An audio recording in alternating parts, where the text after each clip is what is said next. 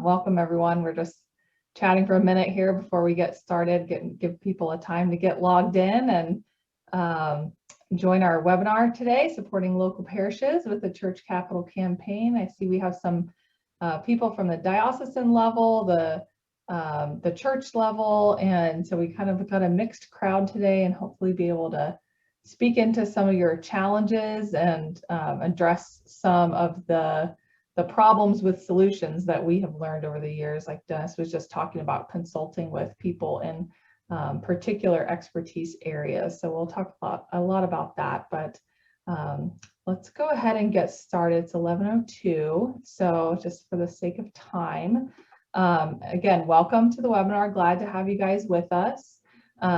We are going to be talking about resources and kind of strategy for supporting local churches with a church capital campaign.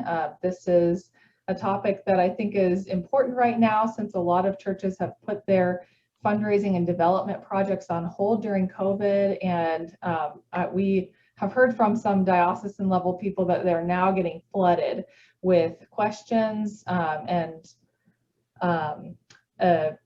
requests for support and information about how this process works. So please share this webinar with anyone else who you think it might be helpful for. You will send the slides and a recording of the webinar to you through your email in about a day, and you can forward that to anybody, and they can go to our website and subscribe to get notifications about upcoming webinars, and email our office or call Dennis if there's any way that we can be of particular individual assistance to you. Our agenda today, we are going to be talking about, like I said, that support that you can provide as a diocesan level or a regional level coordinator for your denomination. But a lot of these principles are also going to be relevant to at the church level. If you're in that process of preparing for a capital campaign at your church or your parish, these are going to be guidelines that are going to help to shape that vision that you're building as well. So we're going to talk about what the challenge is, what are the problems that we're addressing with this issue.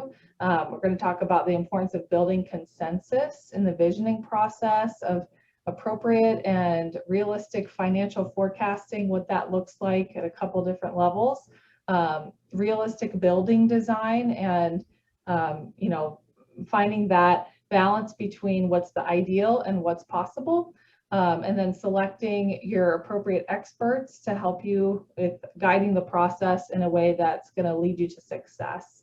And then also share some particular resources that you can give to, or opportunities that you can offer to the churches in your diocese or in your region that will help you to kind of minimize your work by sharing the load.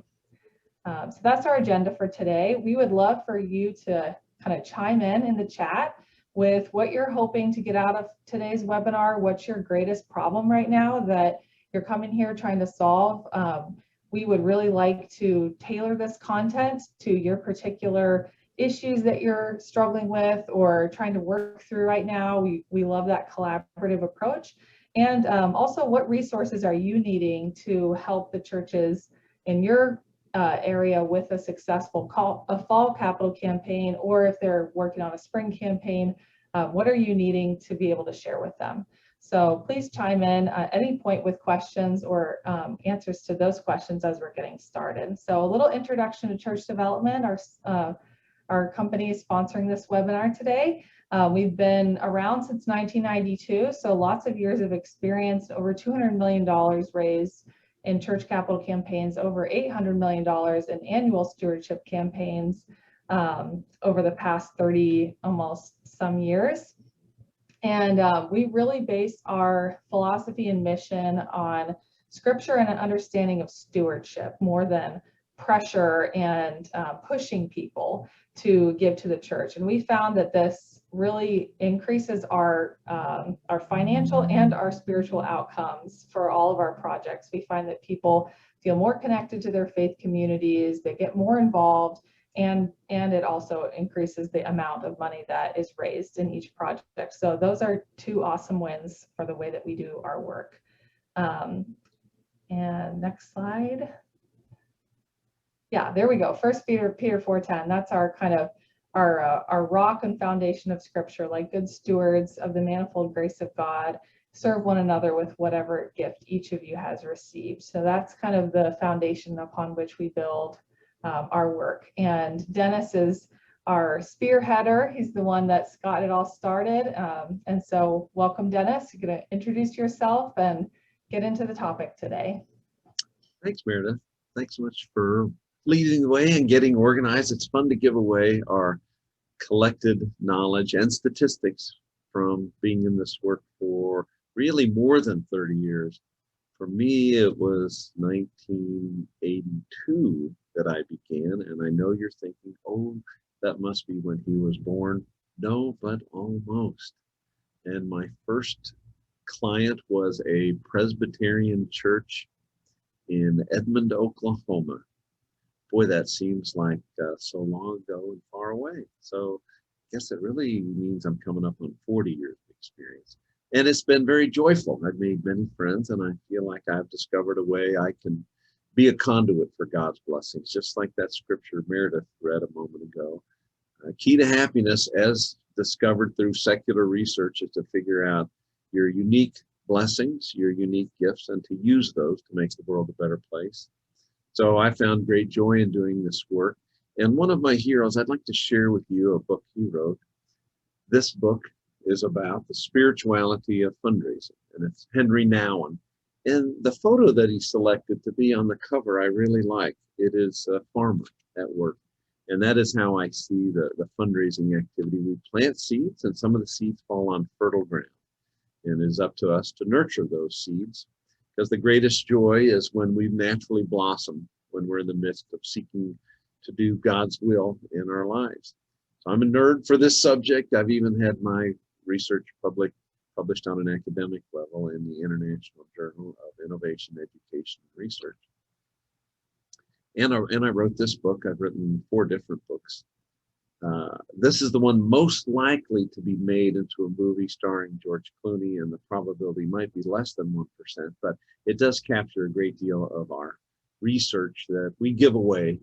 And it really does help anybody serving the church world better understand how to help people get the idea of stewardship. So if I could just select one slice of a statistical insight that was really brought to my attention through a Fidelity Fund study in 2009, where they examined the giving patterns of high net worth individuals. And what they found was those who are actively involved as a volunteer in a capital campaign give 11 times more than those who are not involved as a volunteer.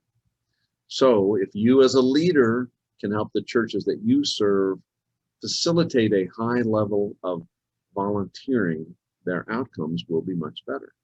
Now, we want to design those volunteer processes in a way that's very different from a standing committee. We want them to be episodic, perhaps 3 months in duration, perhaps 2 or 3 meetings, so that a volunteer can see a beginning and an ending to the process.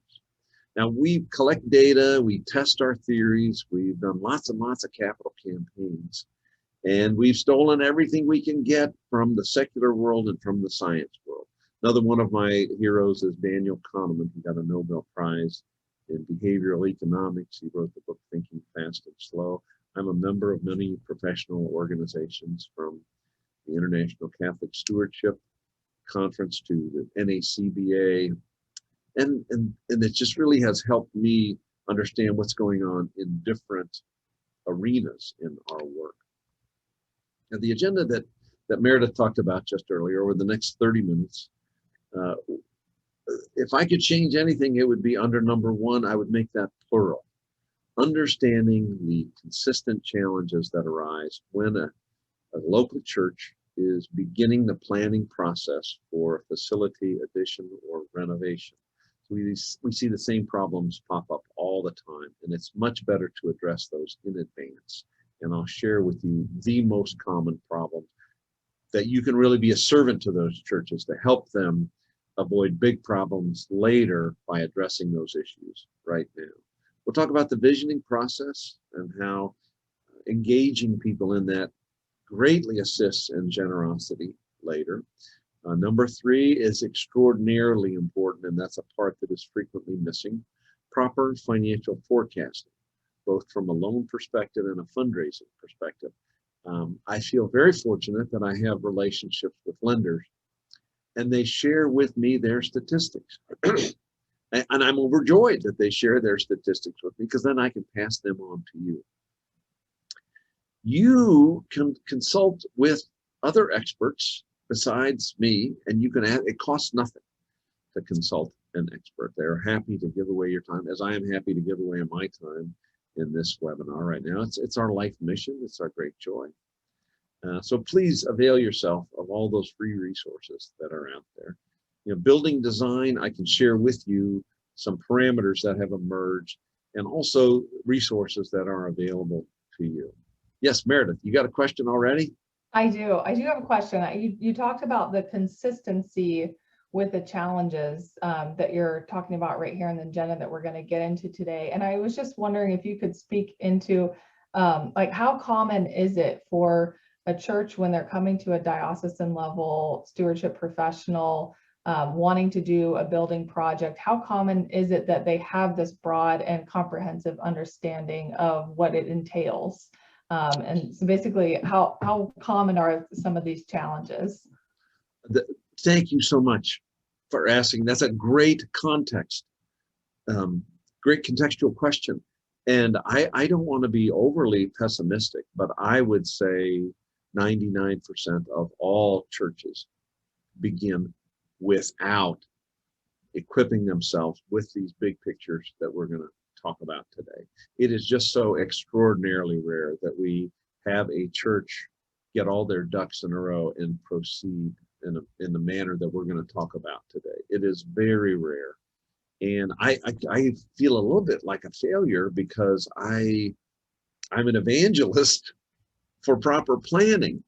And I don't feel like I've been a success. And this is a drum I will beat for my entire life, because I want the church to flourish. I want it to be available when my children are having children, and their children are doing church shopping.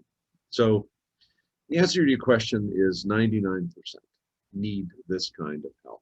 So we're going to give you, on item number 6, we're going to give you resources that you can pass on to your churches for free.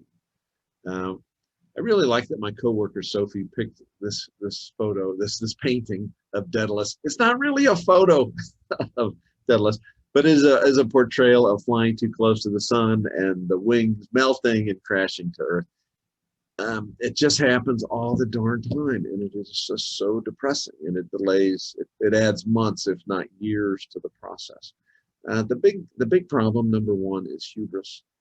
Frequently, a committee will be populated by people who are tremendously successful in one area of their lives, and they assume that is an automatic transfer to being successful in every other area.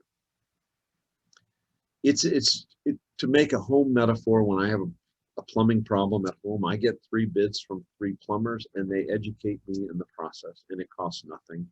Then I pick one to employ to do the plumbing work. I wish churches would just do that in each of these 4 areas, and just consult experts, get input, and solve problems before they begin. So really a lot of number 1 can be solved with proper training.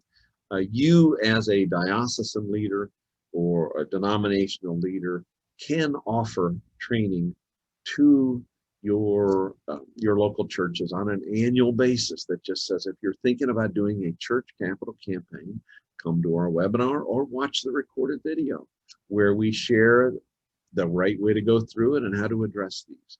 The training is just invaluable and can be done for virtually nothing. We worked in the Episcopal Diocese of Denver and did 4 of these webinars, and we had many churches participate and gather input and learn how to proceed. And actually, we worked in dioceses all over the country. Yesterday, we were on a conference call with a diocese in Georgia. Anyway, that is our job, to be of service. And this is the first challenge that you can address just by offering education. The number 2 issue is assuming that one person or one committee can solve all of the problems and figure out the plan. There must be a committee. They must have that responsibility, but it should never be done in isolation. That around our kitchen table, the common joke in our family is the downside of the Cartesian paradigm. And when I introduced that to my children when they were age 7, 10, and 12, they looked at me like I was an alien. What is a Cartesian and what is a paradigm? But the downside of the Cartesian paradigm is if you look at things under just the microscope by yourself, that's great. You'll learn some things. But if that's all you do, then you kind of miss out on the big picture. So certainly 2 heads are better than 1. If you've got 1,000 people in your church, 1,000 people are better than 5. But the most important thing is everybody that's involved in the visioning process will then have a sense of ownership in the process as well. Kind of goes back to that Fidelity Fund study I talked about just a minute ago. The more a person perceives that they're a volunteer, the greater their level of generosity and that sense of ownership. Now, beyond financial parameters, a church is a community, and we want the fabric of that community to be strong. And this, according to the book Different Drum by the fellow who wrote The Road Less Traveled, and I can't remember his name, Scott, I can't remember the guy's last name, but the book is The Different Drum, and it's all about consensus building. His theory, after serving many years as a planning facilitator, there's no better way to grow the strength of a community than engaging everyone in the visioning process. They build relationships with each other, and they realize they all have the same thoughts and hopes for their organization. Now, the third problem I encounter on a daily basis, where a church will design the Taj Mahal regardless of financial constraints, and then they're terrifically depressed when they discover that that the building of the Taj Mahal greatly exceeds their financial capabilities. So the addressing of this third problem requires a coordinated, collaborative approach between these 4 dynamics. The first one being the vision. What is our long-range plan? What is our ideal circumstance for this parish? Number 2, what are the financial parameters in terms of money we can borrow? What are our financial parameters in terms of how much we can raise?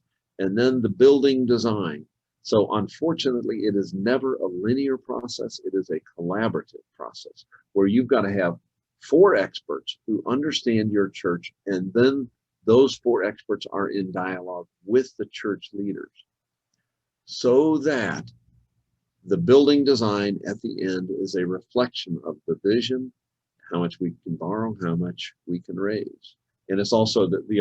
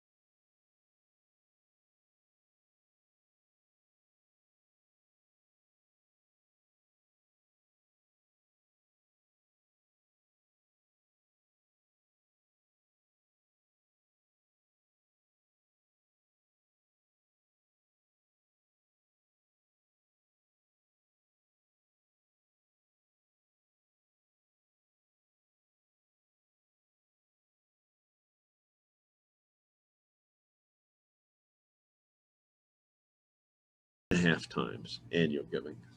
Now that's that bank's experience. Now our experience at church development is that we usually raise 2.5 times annual giving. So the churches we work with, their loans are lesser. We tend to raise more money than other firms because of these issues that we're talking about right here. But for you, in terms of helping your churches get ready for a capital campaign, understanding the collaborative nature of the planning process is just extraordinarily important. Now, the solution to these problems is get expert help. And like I mentioned a moment ago with the plumbers, you can consult an expert and it doesn't cost you anything. Just please do that early on. Don't do planning in isolation. Get an expert to help you, and they will say, we need a committee, but we also need to open up the process. And the tools of the trade are town hall meetings and surveys, and they cost next to nothing. And they're fun, and they are community building activities to build the strength of the fabric. And then number three, it's very important to be realistic, and professionals can guide you. And I want to use an adjective. Church experts are vital. So the local bank through whom you might have gotten your home loan or your car loan might be very friendly people, but it really does help to have an expert, someone who has shepherded the church capital loan process many, many times is very important. I remember a Malcolm Gladwell book on expertise. I believe the title was Blink. And he said it takes 5 years full-time to become an expert in a process. And so if your local bank has done one church and that was 10 years ago, it doesn't make them an expert. All churches are not the same. Churches are different from businesses. So I would encourage you to find a church expert. If you don't have one, I know church lending experts. Call me and I can share those names and phone numbers with you. I don't have a relationship for referring. I just have people that I have grown to appreciate. So let's move on. Let's move to the next process. The way that you can help your local churches prepare for a church capital campaign is begin with the visioning process. You want to engage everybody in a parish in the visioning process. Get a professional visioning facilitator. I have been part of many a process and seen how lovely it is to have a professional guiding the process. I will never forget an experience I had in Denver with a church. And I see Meredith, this must mean we have a burning question. I do have a question. I'm just kind of curious, maybe in the next couple of points, you can talk about what the difference is between having a professional help facilitate this process as opposed to somebody who's a leader in the parish. What are some of the pros and cons of those different approaches? Well, thank you. I think it's very important to have a paid professional do this. A paid professional will not be from inside the church, and they will not have friendship relationships with people in the church. They will have the professional license when a person is talking too much to very gently confront the person who's talking too much and say, thank you for your opinion. May I open the floor to other people? Now it would be very difficult for me personally to do if it's one of my best friends that I sit next to in church every week. His feelings will be hurt. He'll be angry with me. I'm less likely to do that. So a professional has the license to do this. I will never forget seeing this in action at a church in Denver. I was helping with a capital campaign, and the pastor, who has become a friend, I've done 5 capital campaigns for this pastor over the course of 20 years. And I remember it was a young woman holding a baby, came to the microphone to express her opinion. And she said, we must move these stained glass windows from our old facility to our new facility. I grew up with these stained glass windows. I won't support anything that doesn't have those stained glass windows. And I remember the facilitator being stone cold stymied, just unsure to how to react or what to say. But the facilitator did have the wherewithal to say, thank you so much for your input. I'm going to take down your thought and your feeling, and I will put it right here. And then the next person up was a senior citizen in wheelchair on oxygen who called for the microphone. And I found that the facilitators pray a lot in the middle, and this was proof of that, because the woman in the wheelchair on oxygen took the microphone and said to the young lady, I can't remember her name, let's say it was Mary, Mary, get over it. I remember when this church did not have those stained glass windows. We need to move along. We need a church facility, whether or not they have your favorite stained glass windows. It really took a professional to handle that gracefully and move on and allow other people to respond, rather than taking it personally and needing to respond. A professional is very well versed and trained in how to conduct a town hall meeting, whether they're in person or whether they're on Zoom. And we're largely moving to Zoom, even though the pandemic is just about over. They will have access to tools like SurveyMonkey, which you can create a survey immediately, have it out by email immediately.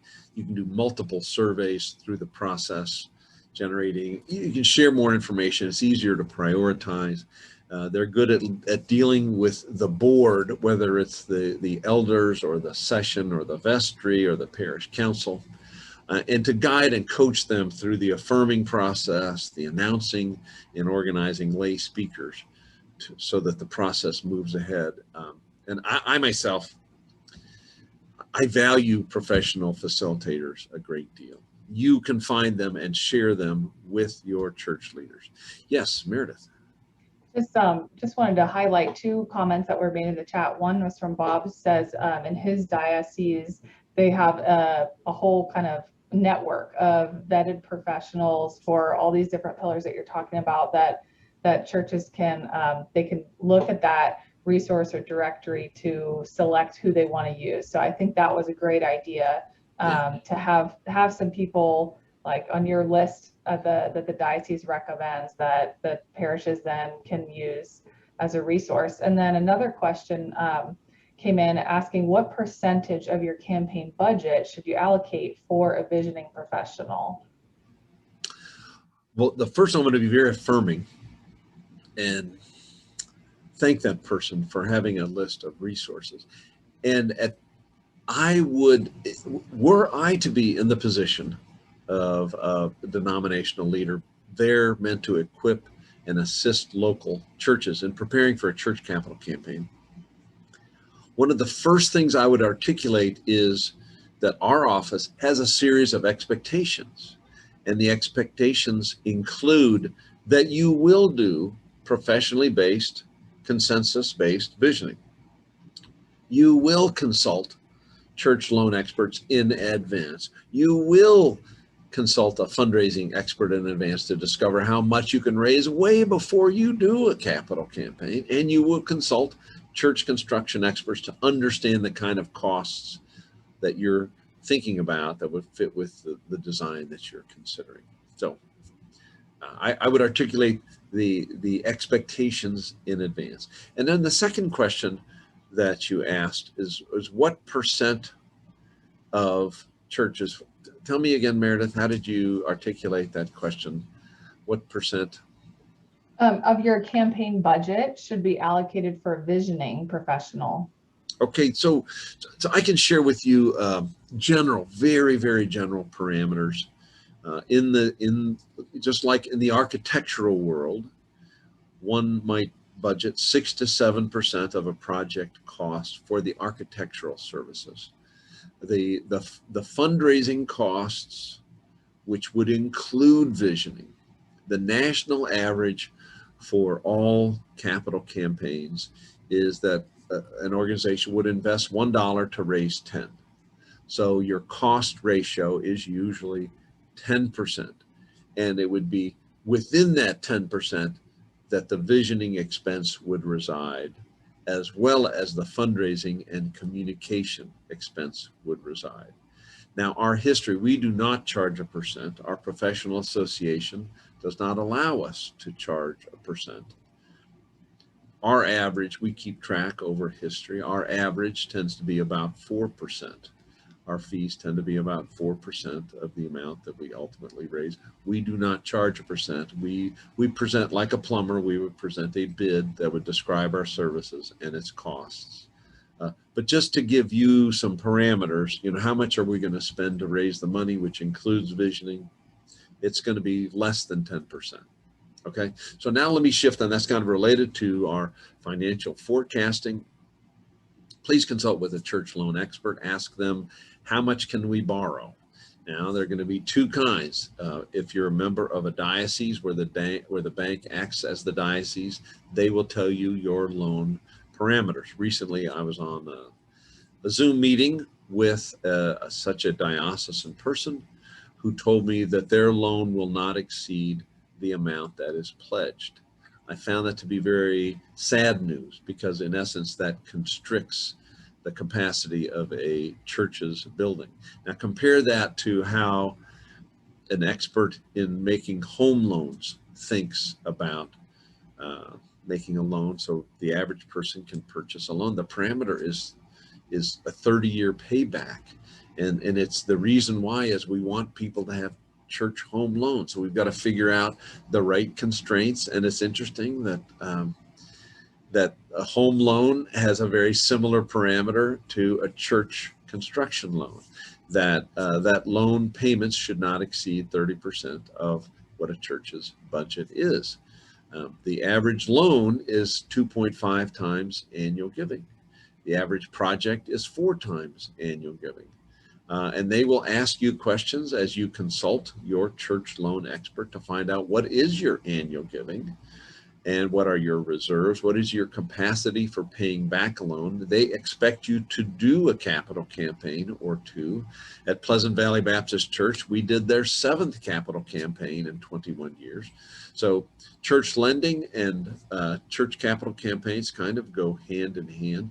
I have been part of several disasters where a project was 10 times annual giving, and that effectively prevented a church from paying back their loan for eternity.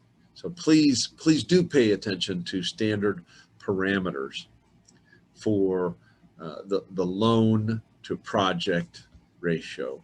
And your success will be kind of dependent upon that. You know, no baseball player will go up to the plate expecting to bat 1,000. If a baseball player bats 300, they're doing magnificent. And that should be our metric for success. What are the norms of this church financial forecasting world? You know, consult an expert, you'll get the answer.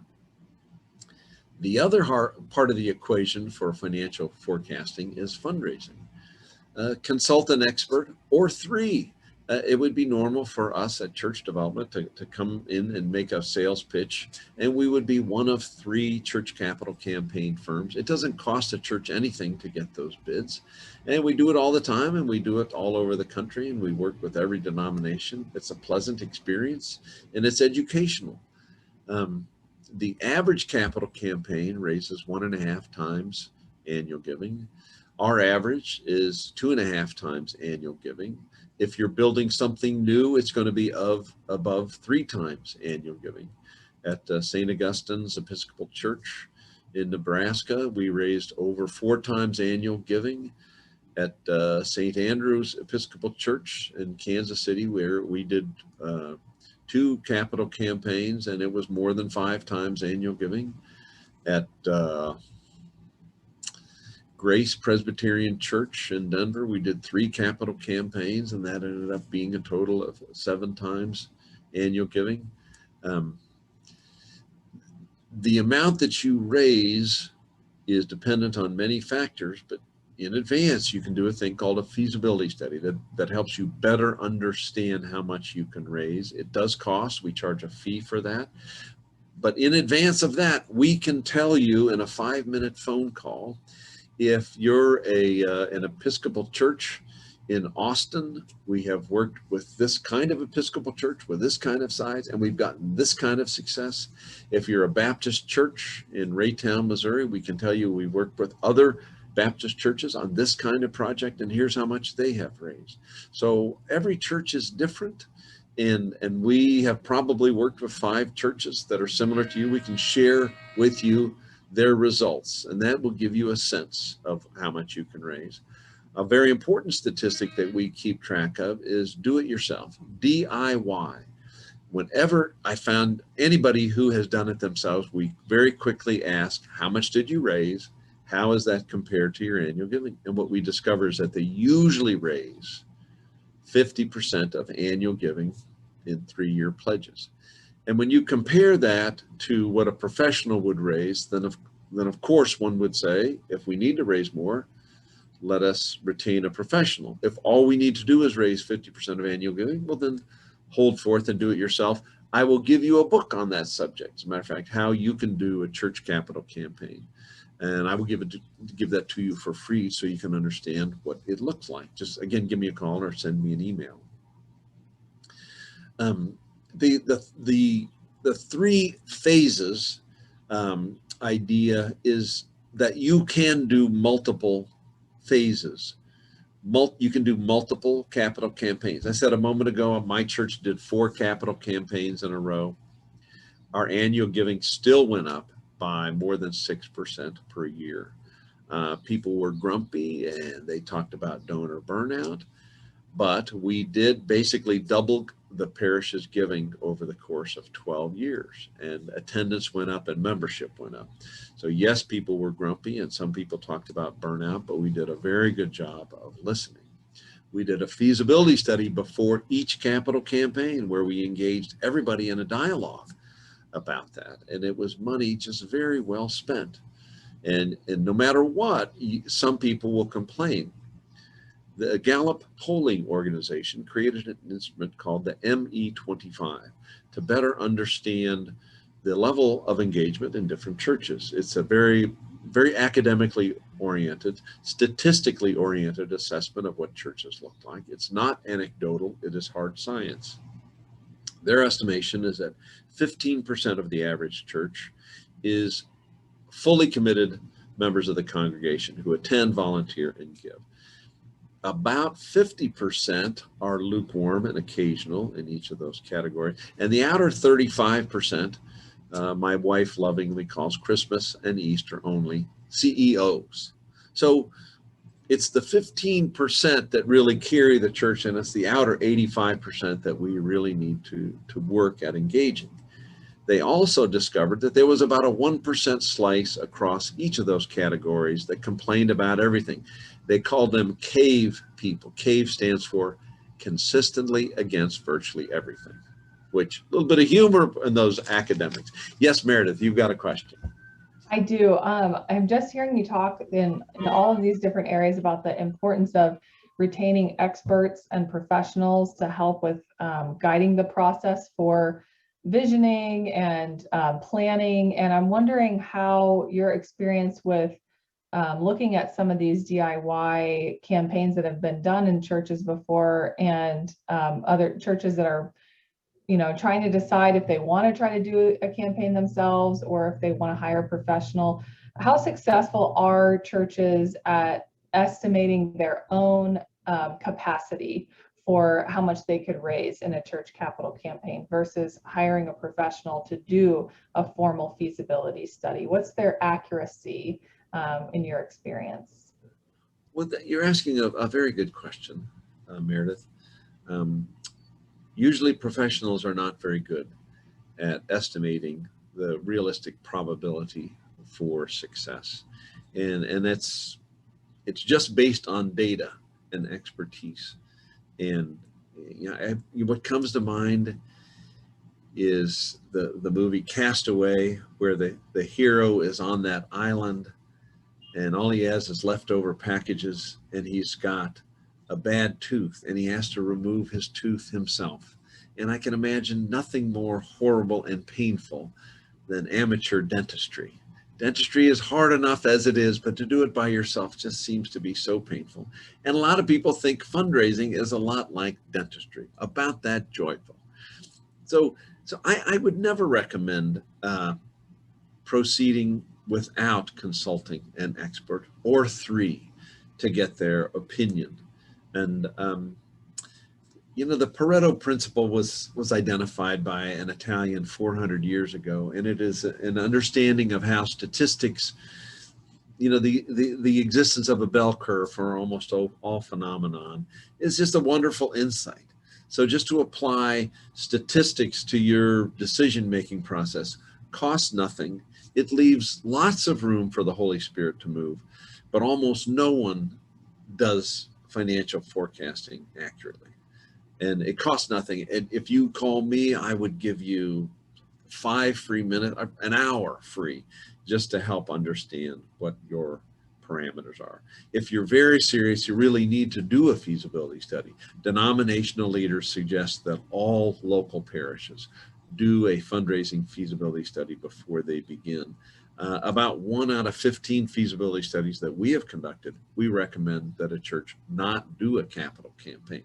There are things that are more important than money, and if there's strife and discord, that's the important thing to address, and fundraising should not happen in that environment. People tend to get mad at me when I present those results, but it's like an x-ray before surgery. One must know what you're getting into, and is this the right thing? Is this the right time? So this is very serious business, and we can help you make that decision. It costs nothing for a phone call. Better to do it now than have a disaster later. Now, the last part that I want to cover is this summary is when you're coaching your local churches and thinking about it, first question you have to ask is, what is your annual giving? Next question, do you have an estimate on how much you want to spend? And hopefully they don't, but usually they do. And then in the back of your mind, to keep this standard, 4 times annual giving is a normal phase. That is the average typical phase. And that's not an easy slam dunk, but that is the typical amount spent in each construction phase. So of that, the average loan is 2.5 times annual giving. The average capital campaign raises 1.5. Now, the area in which you can grow, you can build more if you raise more. So we raise more than other firms because we're so gentle in the asking. The orientation is on stewardship. It is on prayer. It takes more time. It takes more effort.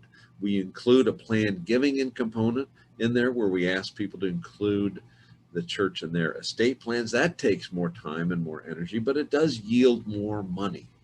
So in summary, I would like to say, plan on multiple phases. Have that 4 times annual giving as a constant parameter that you go forth with. To say that is the amount that we should think about for our next phase, and let's plan out our next 5 phases. Yes, Meredith. Yes, I'm sorry to keep popping in with Please questions, but we do have another one from the chat, and this question is, can you expand on some of the general indicators that a church should not proceed with a capital campaign? And then just a note, if we could move to the building process and then kind of wrap up for the sake of time after that. Yes. So As I consult, why would a church not proceed with the capital campaign is the question. Okay, well, so thank you very much. Because it is painful when we discover those things. And they're largely around the very first 2 questions. My undergraduate and graduate studies were both in organizational development. And one of the things I learned was that cohesiveness and morale are really indicators of the well-being of an organization. So the first 2 questions we always ask are, how well are we doing meeting your spiritual needs? And what could we do differently? Number 2, how are we doing meeting your social needs, your needs for fellowship and community? Unfortunately, we have discovered that denominationalism is in its decline. People now select churches based on the sense of community rather than theology. That's fascinating. That's just happening in our lifetimes. So if there is discord in the community, that is extremely important to address that. Are there disagreements? Are there conflicts? Are there pastoral issues? I had one not long ago where the pastor locked the door on Easter Sunday at 9:59. And when I was doing the feasibility study, so many people told me I had to inquire, isn't that illegal? Isn't that breaking some fire code law? How can that happen? And enough people were very upset with a pastor that we had to recommend that people are not going to support a capital campaign because of this level of anger related to that activity. So those 2 factors are just extremely important. So how are we doing meeting your spiritual needs, and how is the health of the community?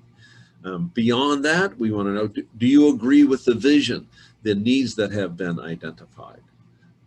It's pretty quick and pretty efficient to find out, can we proceed or can we not proceed? And then from that, we can create a forecast on how much we can raise.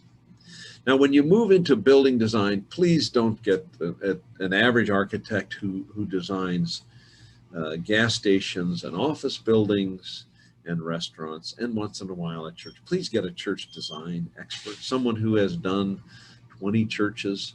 For instance, one of the things they will tell you is that the foyer should be 30% of the worship space. Why? To facilitate the congregation's interaction.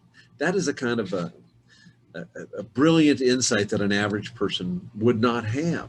So facilitating the sense of community should be extremely important. That church architect should be very familiar with church loan experts and church fundraising experts to come up with some financial parameters.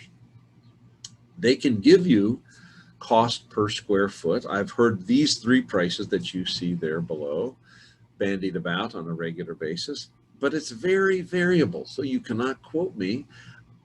These are prices that I have heard, and there are so many variables, they may have nothing to do with your particular circumstance.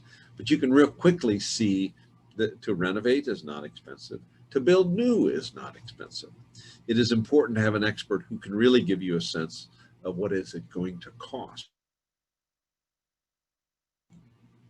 So church building design is a unique specialty unto itself. Okay, so as we move towards wrapping up, excuse me, I got some allergies. If were I to be in your shoes, the way to proceed, I think, is to regularly offer training to church capital campaign committees, church building committees, church leadership committees, to equip them to understand how to think about the building process. Let them know. Number two, let them know in advance there is an approval process, and we are really going to require you to have experts on board, to have relationships with experts. And we're going to expect that, and we're going to monitor your process. Letting them know that there are leaders in the hierarchy of the church that are here to serve you and help you, and here are their expectations, tend to inspire the committee to follow a linear process. So let them know there is an approval process in advance. For instance, we are not going to approve a project that is 10 times your annual giving. We do not want to hamstring a local church. Number three, consult a visioning facilitator. Ask them, how would you proceed in this circumstance? Consult a church loan expert to get some parameters, to get some understanding of what's the possibility to borrow in this circumstance. Consult a church capital campaign expert or three and ask them the question, how much do you think you could raise? Have you ever worked with a church like us before in these circumstances? What did you raise as it relates to their annual giving?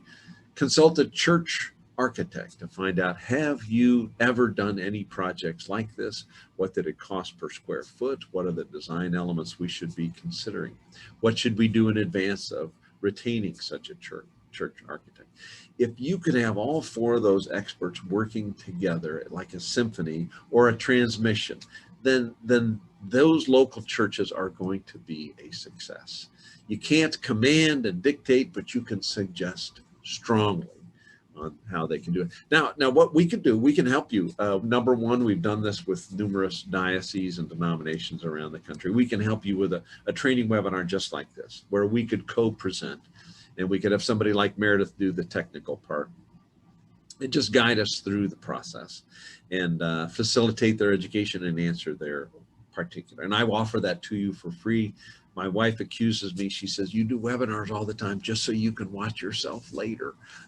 Well, I don't, maybe that's true, but it is fun to do webinars, and it's fun to share the knowledge that we've accumulated over the course of years. And we can do that. We can help that, set that up with you. And I think a diocese or a denominational region ought to do that every single year and offer it for free and have a recording that people can watch later. So we can help you do that. Give me a call or send me an email. I would happily volunteer to do that. Now, just to wrap things up, when you're going to do this webinar for your people. Talk about the challenges so they recognize their own internal processes. Let them know about the approval process. Let them know here's what other parishes have done, envisioning.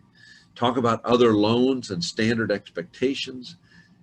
We could share with them standard feasibility study results so they could know what others have done. And we can talk about churches of their denomination for their projects, what their costs were per square foot. And we can help them create a detailed calendar for their actions in the near future.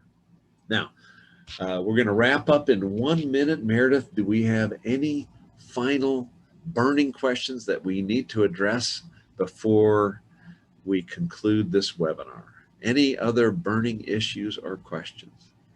Just one comment from Bob about how really creating a culture of capital campaigns does, as you say, increase annual giving as people become more used to this, just being a part of being in the faith community. And that his comment, I just appreciated that really reflects our experience as well. So thanks, Bob, for chiming in with that. Yeah, and that really is true. Think about your college. How often do they do a capital campaign? Well, the answer is all the time. They'll do a 5-year capital campaign and roll into the next 5-year capital campaign.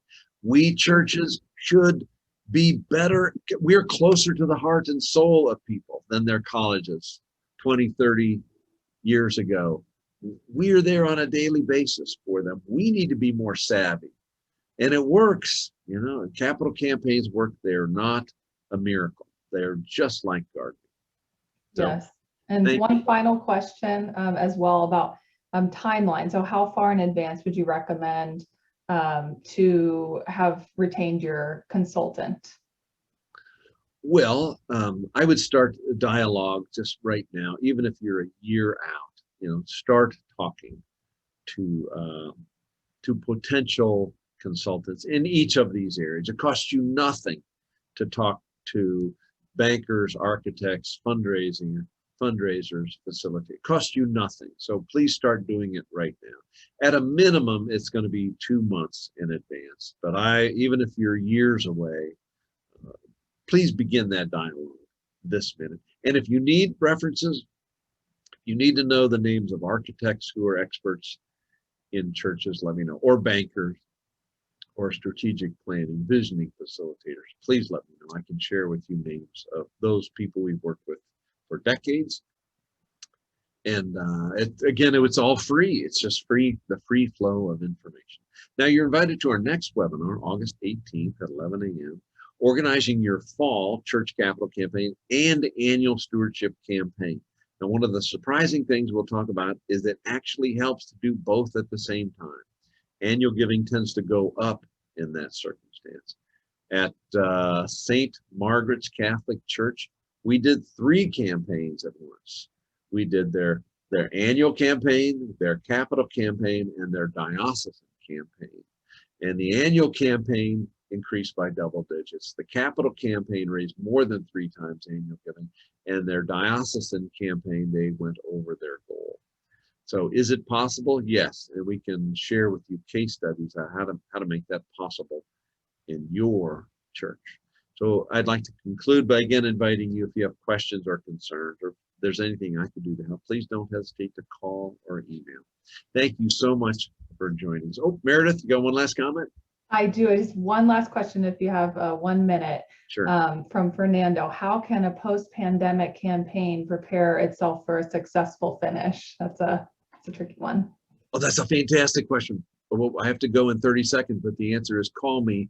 And summary answer is focus on leadership gifts. Yes, we're in a post-pandemic, but I have never had so much success with leadership gifts. Why? Look at the Dow.